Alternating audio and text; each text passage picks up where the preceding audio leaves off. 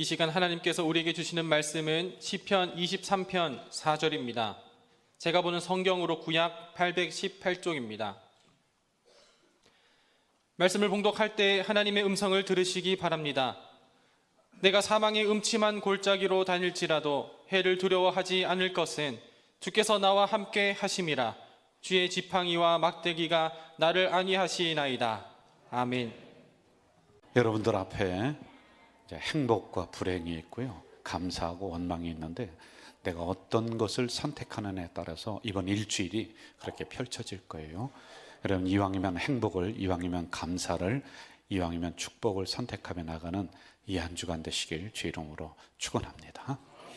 제가 굉장히 사랑하고 아끼는 우리 교단은 아닌데 이범식 목사님이라고 하는 분이 있어요. 제가 이 정도로 녹음이 돼서 다 나가는데 이름을 기명하는 것은 그분과 서로 소통을 했고 또 다 이해할 수 있는 간증을 제가 드리려고 해요. 이분이 진천이라고 하는 곳에서 목회를 하고 있었는데, 시골이죠. 새벽 예배를 마치고 봉고차를 끌고 읍내에 볼 일이 있어서 막 달려가고 있었어요. 그런데 거기서 나오다 보면 큰 강이 있는데 다리가 있습니다. 한 3월 초순인데 새벽에 온도가 떨어지니까 다리는 또 1도 내지 2도가 더 온도가 떨어져요. 살얼음이 싹 올려 있는 거예요. 근데 그걸 모르고 가다가 저 앞에 차가 깜빡깜빡 서 있는데 브레이크를 탁 잡았는데 미끄러져서 가서 퉁 하고 부딪혔어요. 살짝 부딪힌 거예요. 그리고 목사님이 내려서 어디가 어떻게 스크래치가 갔나, 또 어디가 흠집이 갔나, 그 차와 그 차 사이, 본인 차는 뒤에 있습니다. 이제 고개를 이렇게 그 차 사이에 뒤밀고 이렇게 살피고 있었어요. 어디가 고장이 났나? 근데 작게 부딪힌 거예요. 근데 그렇게 고개를 이 사이에 이렇게 뒤밀고 있는데요, 저 뒤에서 트럭이 와서 그 목사님 봉고차를 빵 쳐버린 거예요. 그러니 여러분, 이 머리가 어떻게 되겠어요? 뭐 그냥 다 죽어버렸어요. 막 급히 읍내로 나갔는데 진천 읍내가 뭐 특별하게 의술이 그렇게 뛰어난 것이 아니에요. 그러니까 방치했어요, 한쪽에. 뭐 도저히 살 게 아닙니다. 그냥 뇌가 반쪽이 날아가고 그랬으니까요. 자, 그런데 그 다음에 혼수 상태로다가 들어간 거예요. 제가 급히 그 이야기를 듣고 뛰어갔는데요, 여기가 푹 꺼져 있고 사람은 다 죽어가고 있고 뭐 처치도 안 하고 그렇게 혼수 상태에 있다가 기적적으로 몇 달 후에 깨어났어요. 그리고는 지금은 원주에서 목회를 하고 있는 거예요. 저는 이분을 보면서 처음에 깨어나도 반신불수 어딘가 다 고장이 났다 이렇게 생각을 했었는데, 원주에서 목회를 지금 열심히 잘하고 있습니다. 그 당시의 이야기를 저와 나누는 시간이 종종 있습니다. 그럼 그분이 이렇게 얘기해요. 목사님, 저 죽다 살아났어요. 맞죠? 죽다 살아난 거죠. 그런데 3달인가 4달 동안에 혼수 상태에 있는데 영적인 경험을 굉장히 많이 한 거예요. 그 혼수 상태에서 주님과 대화하고 천국을 오가고 뭐 이런 경험들을 많이 했던 거예요. 그리고 깨어나서 그것이 원동력이 되어서 지금 목회를 열심히 하고 있다라고 하는 이런 이야기를 저에게 합니다. 목회 못할 줄 알았어요, 저는요. 그분요, 솔직히요. 그리고 그분의 인생은 여기서 끝났다. 목회는 뭐 더 이상 말할 것도 없이, 여러분, 우리가 성성한 몸을 가지고도 목회하는 게 어려운데 아니 어떻게 목회를 하고 있는가, 저는 그렇게 생각하고 이제는 여기서 이분은 마무리해야 된다라는 생각을 했는데, 그런데 그 시간이 본인에게는 은혜의 시간이요, 하나님을 만나는 시간이요, 그리고 영적인 경험을 하는 시간이요, 그래서 다시 목회를 열심히 할 수 있는 힘을 얻는 시간이었다. 굉장히 역설적인 거예요. 참 희한한 일이 그 안에 일어나고 있었거든요. 오늘 본문 4절 상반절에 이렇게 말씀하고 있어요. 내가 사망의 음침한 골짜기를 다닌다. 여기서 사망의 음침한이라고 하는 것은 르마위트라고 하는 히브리어를 사용하는데 사망의 그림자, 그러므로 문자적으로 해석을 하면은 죽음의 그림자가 드리워진 골짜기, 이렇게 볼 수가 있는 거예요. 여러분, 그런데 누가 죽음의 골짜기를 일부러 들어갈까요? 여러분 중에서 나는 고난이 좋아, 나는 환난이 좋아, 어려움이 좋아, 나는 일부러 그 고난 속에 내가 가서 온갖 고생 다 하다가 그렇게 끝날 거라고 그렇게 생각하면서 어려움을 일부러 겪는 사람은 흔치가 않아요. 뭐 있을 수도 있겠지만은 그렇지가 않아요. 그런데 본문에서 내가라고 하는 단어를 보면은요, 스스로 사망의 골짜기를 걸어갔다는 것이 아니라 수동태예요. 내가 능동적으로 간 게 아니라 누가 나를 그쪽으로 데려갔다라고 하는 거예요. 타의적으로 어쩔 수 없이 어려움의 골짜기를, 환난의 골짜기를 걸어가고 있다라고 보면은 정확한 해석일 것 같아요. 그런데 그 다음에 참 당황스러운 해석이 기다리고 있습니다. 여기서 사망의 음침한 골짜기로 가게 하는 주체가 내가 아닙니다. 제 3자가 아니에요. 그러면 누군가가 있다는 거예요. 그런데 성경을 펼쳐놓고 원어적으로 주석으로 들어가서 이 본문을 해석을 해봤더니 누구냐면은 나를 그 어려움으로 밀어놓고 거기로 들어가게 한 것이 내가 믿고 있었던 목자라고 하는데 참 당황하지 않을 수가 없는 거예요. 여러분, 왜 그럴까요? 제가 이렇게 질문을 바꿔볼게요. 왜 하나님은 우리 인생의 햇빛만 찬란하게 빛나는 기간을 주지 않고 종종 천둥과 번개를 내리시는 것일까?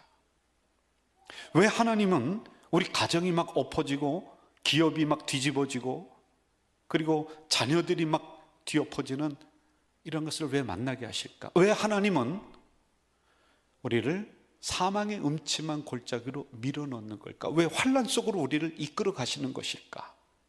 라고 하는 질문을 가지고 오늘 말씀 속으로 함께 들어오면은 진리를 발견할 수가 있습니다. 필립 켈러라고 하는 목사님이 양과 목자라고 하는 책에서 제가 종종 인용하는 책입니다. 선한 목자는 양을 진심으로 사랑하는데 왜 그러느냐? 왜 그쪽으로 몰고 가느냐? 선한 하나님은 우리를 진짜로 사랑하는데 왜 어려움을 우리에게 주느냐? 왜 고난의 자리로 우리를 인도하느냐?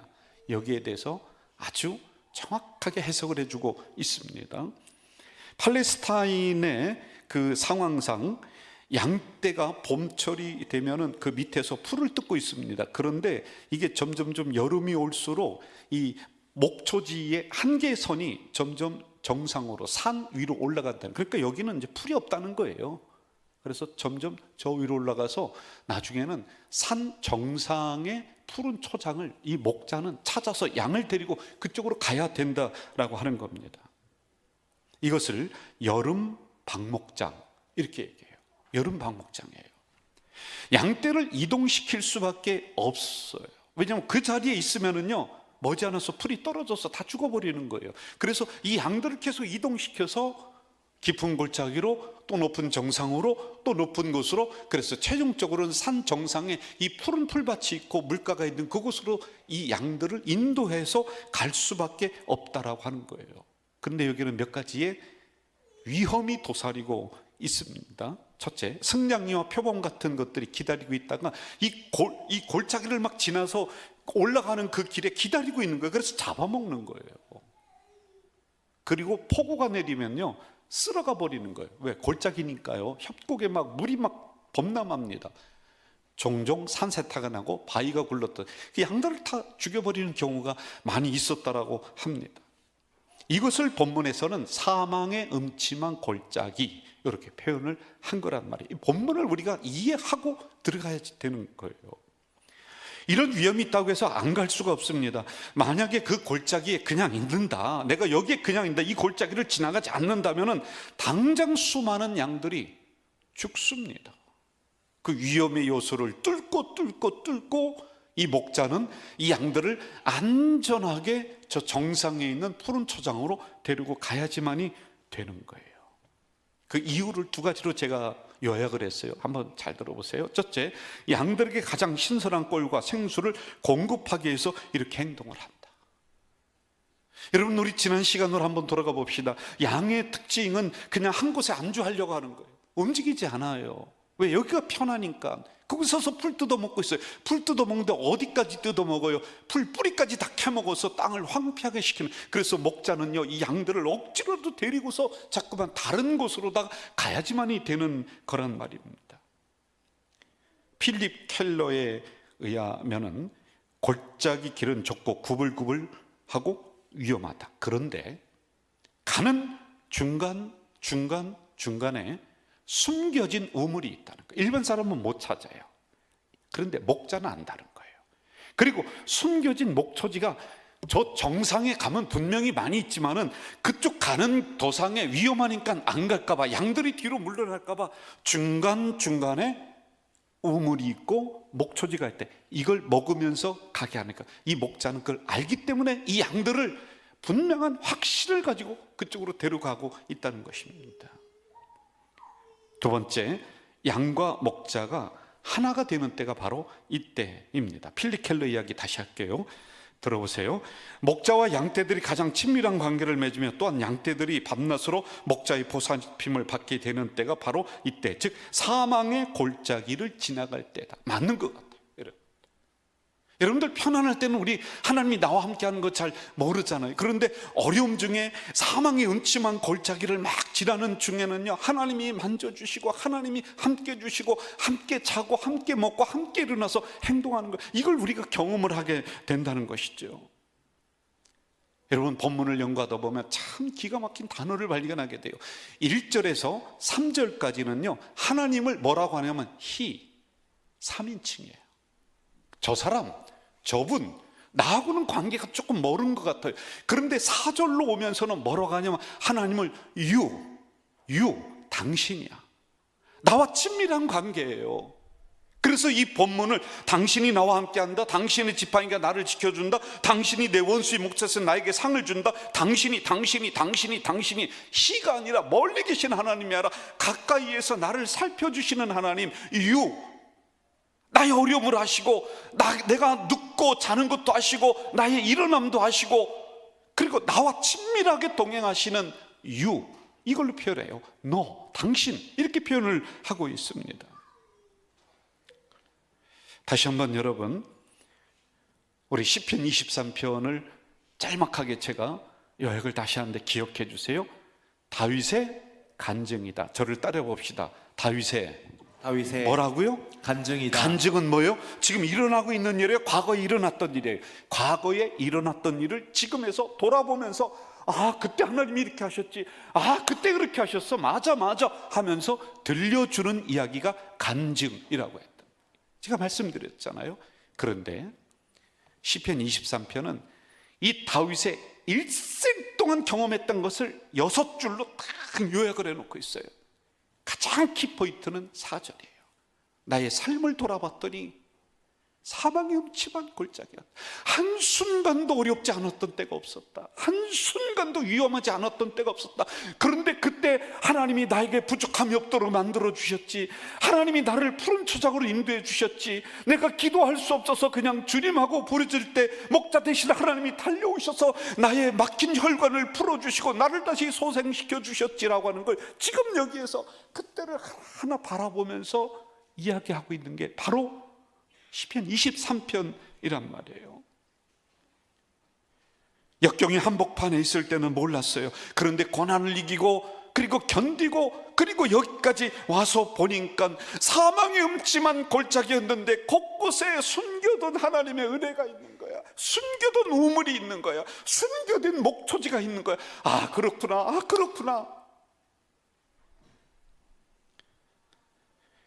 제가 여러분 여기서 한 가지 중요한 문제를 여러분에게 제기하고 넘어갈게요. 이걸 잘 들으셔야지 그 다음에 우리가 갈 수 있어요. 여러분, 사망의 음침한 골짜기, 어려운 골짜기를 양이 선택해서 갔나요? 목자가 선택해서 갔나요? 목자예요. 양과 상의한 일이 없어요. 합의한 일이 없어요. 양 입장에서 보면은 아니 왜 나랑 상의도 안 하고 그런 어려운 곳으로 나를 내몰았지? 생고생하고 있는 거예요 지금. 그리고 또 하나 한번 생각해 봐요.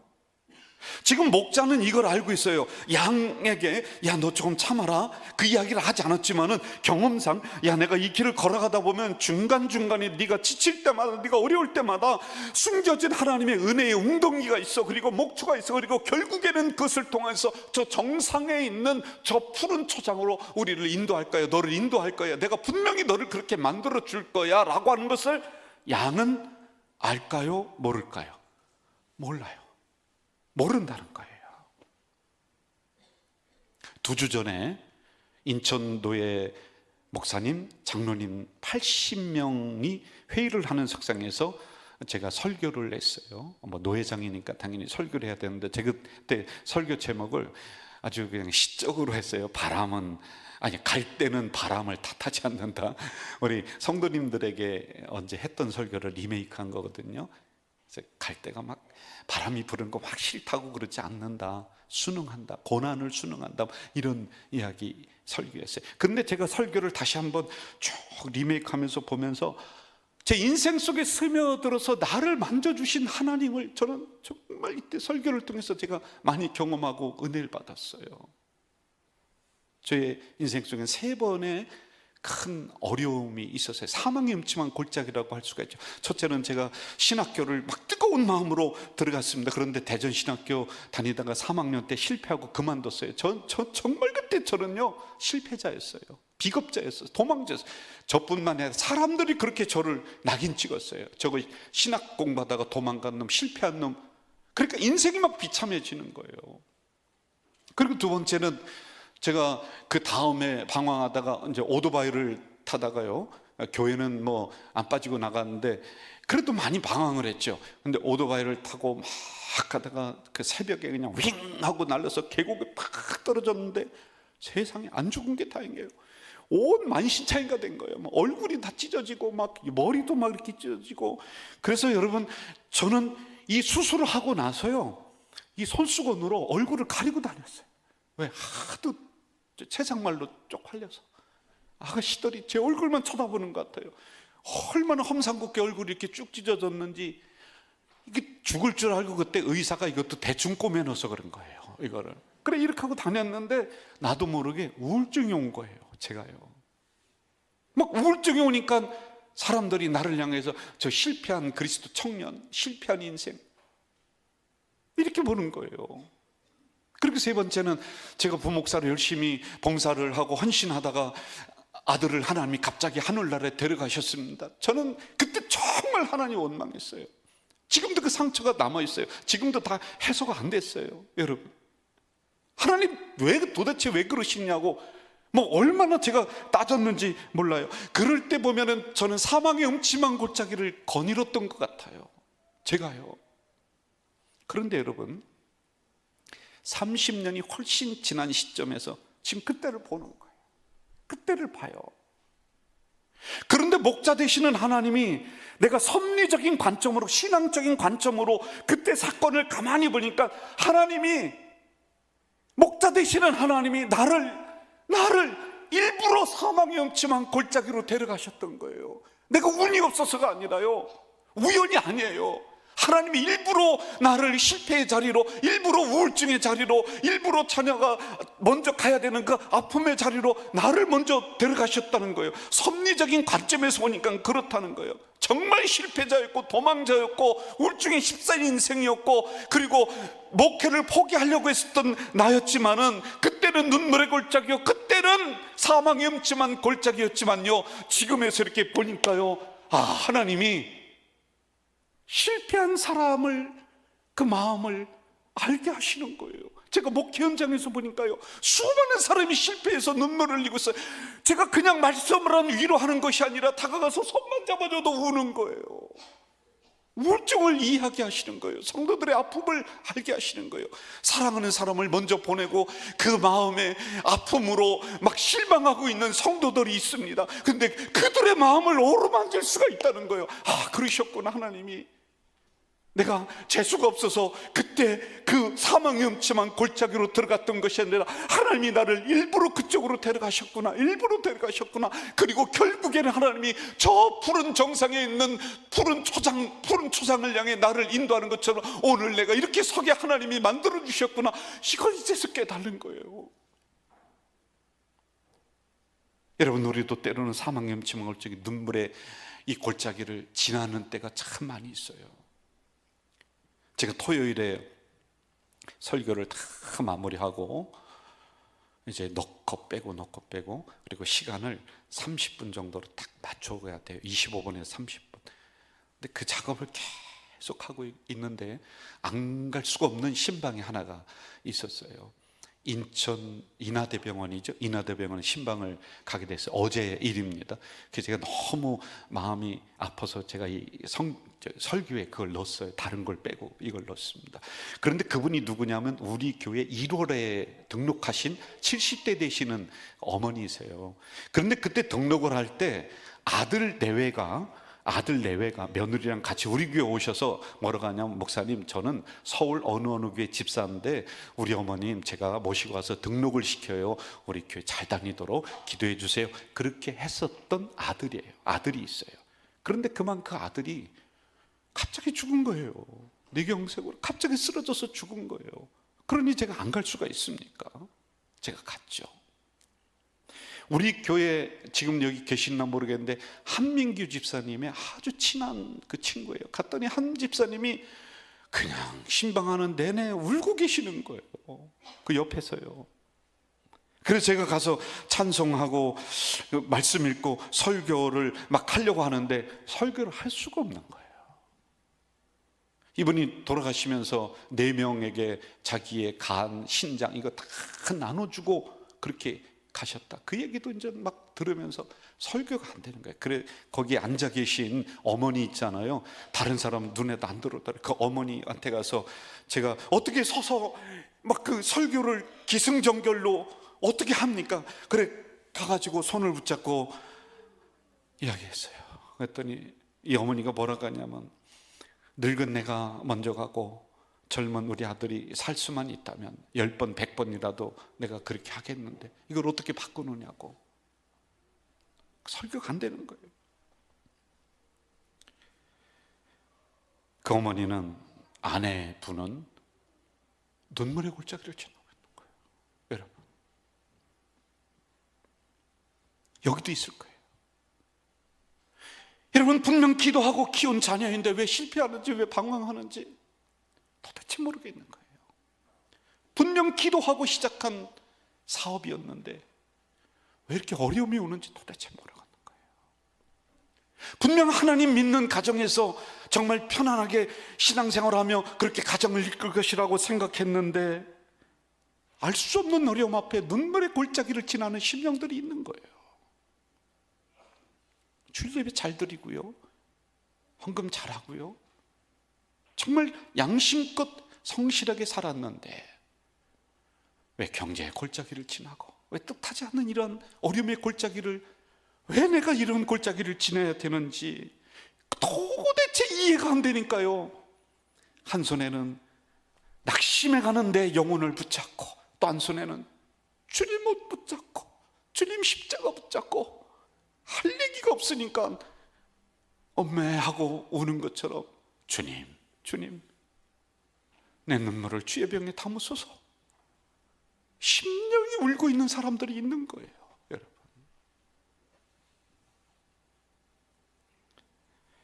여러분 꼭 기억해 줬으면 좋겠습니다. 선한 목자는 아무런 계획 없이 양떼를 이끌지 않습니다. 아무 길로나 가는 게 아닙니다. 옆에서 보면 그냥 대충 가는 것 같아도 절대 아닙니다. 안전한 길로. 그리고 이 선한 목자는 실망할까봐, 의심할까봐 중간중간에 숨겨놓은 우물, 숨겨놓은 목초지에서 양의 목을 죽이게 하고 양을 배부르게 하고, 그리고 결국에는 이 위험의 요소를 뚫고 저 높이 있는 푸른 초장으로 우리를 인도하는 게 선한 목자예요. 하나님이 그러시다는 거예요, 여러분. 제가 여기서 이렇게 질문해 볼게요. 여러분에게 있는 어려움이 반드시 제거되고 해결돼야지만이 은혜인가요? 지금 겪고 있는 그 아픔과 어려움이 반드시 여러분 인생에 있어서 쓸모없는 것이다라고 장담할 수 있을까요? 아닙니다. 다 이유가 있어요. 양은 모르죠. 다 이유가 있어요. 그래서 목자이신 하나님이 사망의 음침한 골짜기, 눈물의 골짜기를 걷게 하시는 줄도 모릅니다.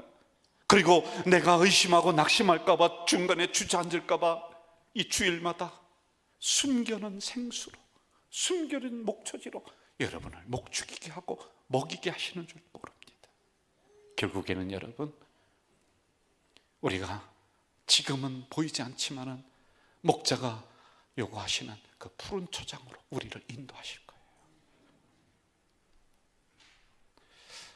모래 위의 발자국이라고 하는 시는, 글은 여러분이 다 알고 있습니다. 제가 한 번 더 소개할게요. 마무리하겠습니다. 한 사람이 꿈을 꾸었는데요, 꿈속에서 보니까 이 모래사장이 쫙 펼쳐져 있는데 그 옆에 발자국이, 두 사람의 발자국이 쫙 나 있는 거예요. 두 사람의 발자국이. 너무 감사했어요. 왜? 발자국 하나는 예수님의 발자국이었어요. 그리고 옆에 있는 발자국은 나의 발자국. 예수님이 내가 힘들고 어려울 때 이렇게 내 손을 잡고 함께 걸어가셨구나. 너무 감사했어요. 그런데 어느 지점에 가니까 발자국이 한 사람 발자국만 있는 거예요. 자기 인생을 돌아봤더니 사망의 음침한 골짜기 걸을 때, 인생 포기하려고 했을 때, 너무 어려웠을 때인데 혼자예요. 왜 발자국이 두 명 나 있다가 하나만 있는 거예요? 그래서 주님에게 이렇게 따졌어요. 주님, 제가 당신을 따르기로 했을 때 주님은 항상 저와 함께 있겠다고 했잖아요. 그런데 이게 뭐예요? 주님, 왜 지금 발자국이 하나뿐이 없는 거예요? 도대체 이때 주님 어디 가셨어요? 주님 어디 계셨어요? 이거 제가 혼자 걸어갔던 발자국 아니에요? 그러자 주님이 이렇게 말씀하셨어요. 사랑하는 소중하고 귀한 나의 자녀야, 나는 너를 떠난 적이 없다. 저 발자국은 네 발자국이 아니라 내 발자국이야. 내가 너를 얻고서 걸어갔다. 여러분, 인생의 최악의 밑바닥이라고 할지라도요, 사망의 그림자가 딱 드리워지고 우리가 눈물의 골짜기를 지난다 할지라도요, 목자 되시는 우리 아버지는 한 번도 떠나지 않으셨어요. 지금도 동행하세요. 그래서 여러분, 우리가 그거 믿어야 돼요. 그 하나님을 믿으시길 주 이름으로 축원합니다. 여러분, 그리고 그 하나님에게 맡기시기를 주 이름으로 축원합니다. 그리고 그 음성을 들어야 돼요. 아들아, 딸아, 내가 너를 지금 얻고 걸어가고 있는 중이야.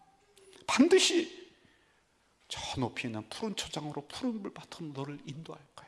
중간중간에 내가 실망할까 봐 지금 감춰둔, 숨겨둔 은혜의 강가, 은혜의 목초지로 너를 인도하는 거야. 여러분, 이 음성 들으시면서 승리해 나가는 우리 공동체 되시길 주 이름으로 축원합니다. 이 찬양 같이 하면서 마무리 좀 했으면 좋을 것 같아요. 같이 한번 해볼까요?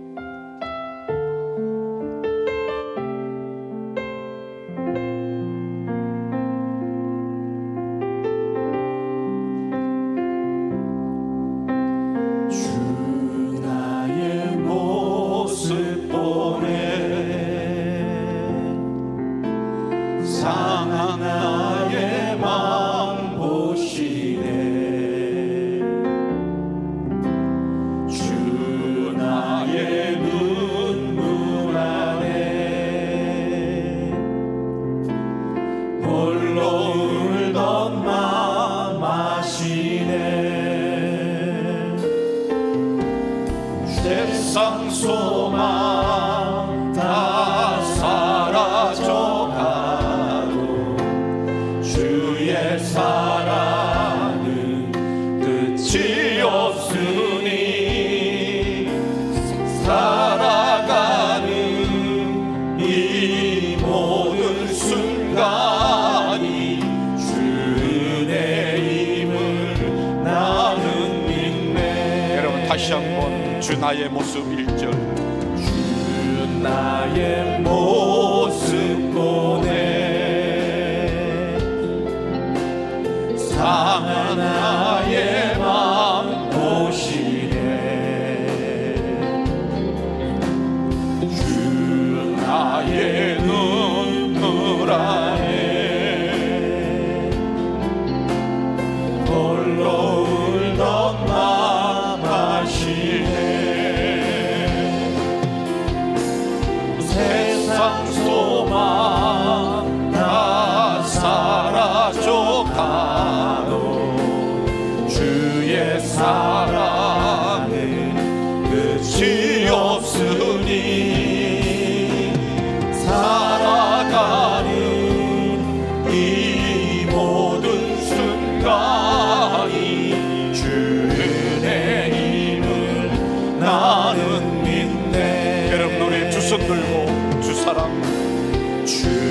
사랑 내게 있네. 그 사랑이 날 채우네. 주 내게 있네. 그 은혜로 날 세우네. 세상 소망 다 사라져 가도 주의 사랑은 끝이 없으니 살아가는 이 모든 순간이 주의 힘을 나는